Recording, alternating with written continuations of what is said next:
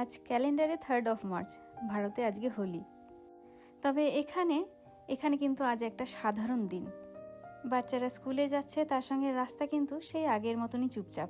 কেউ জানেই না আজ আমাদের জন্য এত বড় একটা দিন। উৎসবের দিন আর ওয়ার্কিং ডে, পার্থক্যটাই যেন মুছে গেছে এখানে।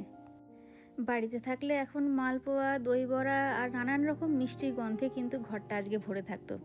এখানেও চেষ্টা করে রিক্রিয়েট করতে, অনেক সময় ইউটিউব দেখে রেসিপি বানাই, ইন্ডিয়ান গ্রসারি থেকে জিনিসও নিয়ে আসি, কিন্তু সেই স্বাদটা, সেই গন্ধটা আর সেই ইমোশনটা, ওগুলোকে কিন্তু সুটকেসে ভরে আনা যায় না। আরও একটা জিনিস যেটা মিস করি সেটা হচ্ছে মানুষজন। উৎসব মানেই আমাদের ওখানে ক্রাউড। উৎসব মানে সবাই মিলে একসঙ্গে হই হুল্লোড় করে রং খেলা, আর হঠাৎ করে কারো বাড়িতে ঢুকে গিয়েও সবাই মিলে রং দেওয়া।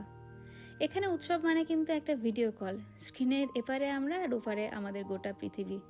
কল কেটে গেলে ঘরটা যেন একটু বেশিই ফাঁকা লাগে। কখনো কখনো মনে হয় বিদেশে থাকা মানে কি শুধু বেটার অপরচুনিটি, নাকি সাইলেন্ট স্যাক্রিফাইসেস।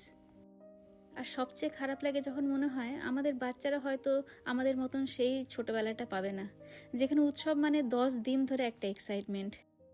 ওরা বড় হবে অন্য কালচারের মধ্যে, আর আমরা মাঝখানে দাঁড়িয়ে থাকবো দুই পৃথিবীর মাঝে।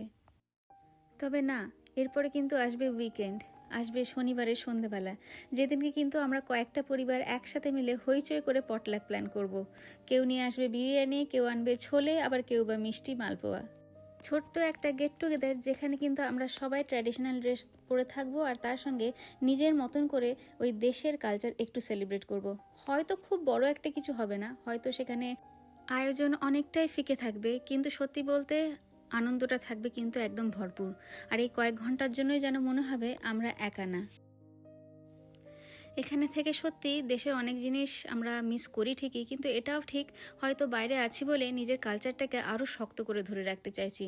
আমরা এখানে যে কোনো ফেস্টিভ্যালই রিক্রিয়েট করি, কারণ আমরা ভুলতে চাই না যে আমরা কারা আর আমরা কোথা থেকে এসেছি। হয়তো এখানে রাস্তায় কেউ জানে না আজ আমাদের উৎসব, কিন্তু আমাদের ঘরের ভেতরে কিন্তু উৎসব থাকে ভরপুর। আর হয়তো এটাই সব থেকে সুন্দর ব্যাপার, যে আমরা দুই সংস্কৃতির মধ্যে একটা সেতু হয়ে থাকি। আমাদের বাচ্চারা শিখবে তারা শুধু আমেরিকান না, তারা কিন্তু ইন্ডিয়ানও, আর তারা দুই পৃথিবীর ভালোটা নিয়েই কিন্তু একসাথে বড় হচ্ছে।